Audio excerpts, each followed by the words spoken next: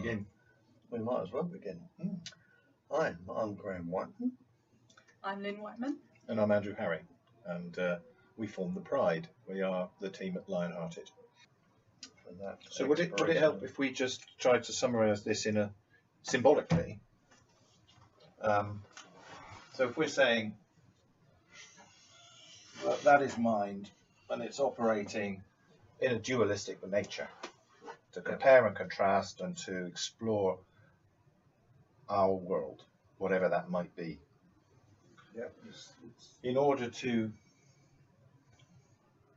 ease the effort, we need to get into some sort of neutral approach to dampen the effect of this vacillation between left and right and up and down and all the polarized nature of the mind. Yeah, the first thing is to make awareness aware of that that's what's going on. So that central aspect there is a bit like representing the approach to mindfulness, is trying to dampen. That's the calm in the middle. The calm in the middle. Brilliant. Okay, but if that's thinking, and that's the boundary of thinking, how do we explore and get to feeling? Because if you can't think of feeling, how do we explore that? Do we is it like jumping off a cliff? Is it scary, or is it quite simple and straightforward and safe? Relaxation doesn't sound scary. No. But you have to allow something else to take place. So if we were to let this emerge and have a sort of exploration of, where else are we going here? Where are we going with this? And we think, that's sort of like a root growing, and we drop down into the heart space. It's you might say it's quite a radical thing to do, but we're moving away from mind. So actually, you're moving away from this or that scenario. Okay, it's still there, but you're just moving away from it. But we're still thinking a lot of the time as we do that. We're trying to think and explore our way around it. And the art of assisting people to get to this relaxed state of consciousness is what we're about. Yep. Yes. It's what the flow sequence is about, what these deep levels of relaxation are about. Okay, so when we get to our point of certainty, we feel rather than think, something quite remarkable does happen. And I know sort of, there's an expectation, there's this extraordinary experience that happens. Well, we get down to that point of feeling and something certainly does open up. And it's bigger, but it's beyond the mind. It's like a gateway that the mind won't penetrate. It can only be, it's like saying, we've been saying for a long time, you can't understand this, you can only experience it. Yeah. It is the limit of the mind as far as understanding is concerned, but it's not the limit of ourselves to experience it through feeling. But feeling is the center to it. And now if you take the circumpunt, that is the center. You've now experienced the feeling, which is the center. Yeah. And stepping across, you're still the same person. You're still within your own framework of energy, your own system of energy. You just feel relaxed. And your sense of self is located, is located other than where you thought. Yes. So it's not only easier than you think, it's beyond. It's closer than you think, and it's much more than you think. Yeah. Crazy. Yeah. Well, not completely sane and rational. And so, in many ways, what we have there is a model that is available. Yes. It is available that gets you to that door of that much deeper levels of well-being, because you're not exhausting yourself in a fruitless task. Above all, learn to relax. Remember how to relax. Yeah. Well, if you take the child in that initial years knew how to relax, and they'd play, relax. It was like a switch. I know there was a few that cry, but that's just that's a different area. But it's so you're in an area where relaxation was central to their conscious being, and then awareness and the awareness bubble seems to begin to show itself.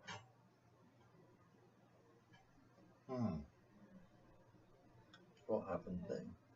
So the systems we put in place for Lionhearted and for the whole Heart Enterprises approach through the Relaxation Academy is through body work, through mindfulness approaches, but also through meditation and putting our attention within feeling rather than just thinking, merely thinking. Yeah. So it's an organic approach that deals with this transition from one state to another, but it doesn't throw the baby out with the bathwater. It can't. It puts the bathwater back in with the baby in many ways. Yes. Well-being is central. I mean, You're being well.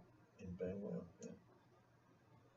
Most people would have gone through the state of sort of thinking that all sorts of external activities are the most important thing, probably until they get to a state where disease takes precedent, and then they realise that actually health or well-being should actually be central to what their functionality is. It is desirable.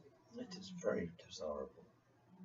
So, well-being, and well-being is this whole model.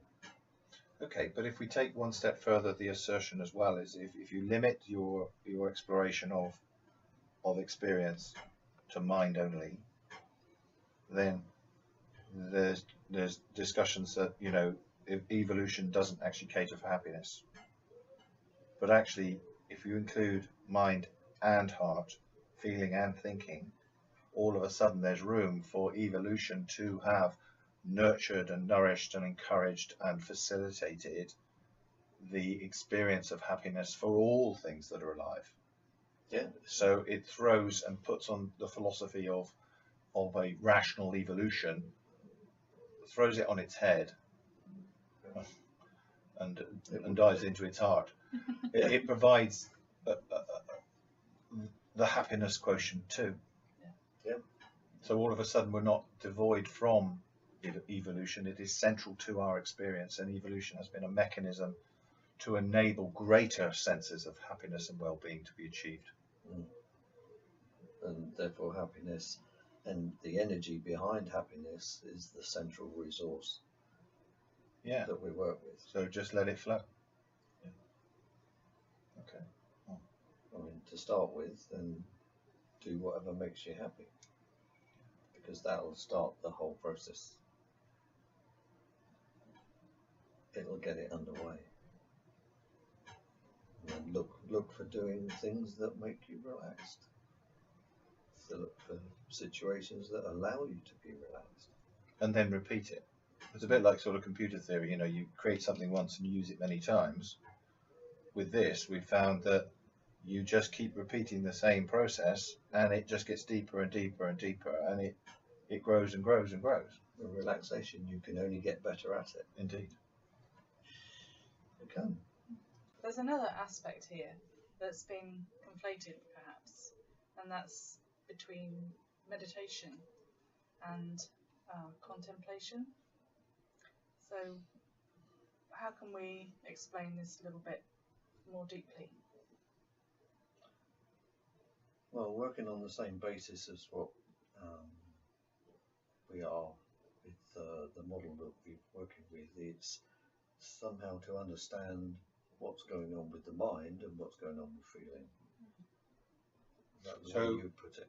These are two currently interchangeable terms by all intents and purposes. People seem to use contemplation and meditation as the same thing, when actually it seems to me that meditation is different. Contemplation is about contemplating your mind and the aspects of flitting between that polarized viewpoint, that mechanism, What, Let's quietening the mind. and quietening the mind, which actually, is that not the same as mindfulness? So mindfulness is a reinventing of contemplation. Yeah. So meditation seems to me to be more organic and may be more akin to the conscious approach, which is more organic and takes into account not just the body-mind interface and mindfulness, but takes into account How we live. body, mind, and soul, body, mind, Yeah. and heart. Yeah, we realise that we can't separate any of those aspects. Okay, so in order to contemplate or have mindfulness, we go into solitary confinement in effect, and separate ourselves from the world to have a quiet mind for a bit, so we can understand or experience what's going on. Mm. But with meditation, it's what really we've described as moving towards relaxation, which is that organic state management. It's an embodiment of relaxation. Yeah, or it's a mechanism for achieving relaxation. Yeah, and however that's approached as well, because there are quite a few forms of meditation, but all leading to the same end. Yeah, but with contemplation, if that is merely a mindfulness process, but contemplation is what was done in previous traditions, Yeah. it's not surprising that there isn't a model to share, because they're all unique approaches to unravel each individual mind. Whereas with meditation and relaxation, there genuinely is a shared element in the feeling. Yeah, yes, because what I'm thinking about there is the individual approach, and as you quite rightly said, it's an individual feeling, isn't it? That individual sort of thought processes that want quietening. It's not a multiple quietening of the mind, it's an individual quietening of the mind. Whereas, Well, interestingly, when you're relaxed, you've got instant, well, with the methods that we use, that you've got instant access, usually, to a very deep state of meditation, very quickly. Which you can take, and it's resilient, and you can take it into the world with you, yeah, rather than having to separate yourself from the world while you're working with it, processing it, yeah, working with it. Yeah, absolutely. So does this fit this concept of deconflating terms again? Yeah. We park meditation into the consciousness camp and contemplation into the mind camp. the awareness or mind camp. Sorry. And where mindfulness lives too. That's quite, yeah. So this unraveling of this deconflation of terms seems to be consistent. Yeah, working on the difference between what is actually upstairs in the head and what is centrally in the heart. So it's part that can form part of this demystification of the narrative around this experience of the human condition. Yes, from that just simple understanding of what it feels like to be deeply relaxed. Yeah, great. I think we'll leave it there. Yeah.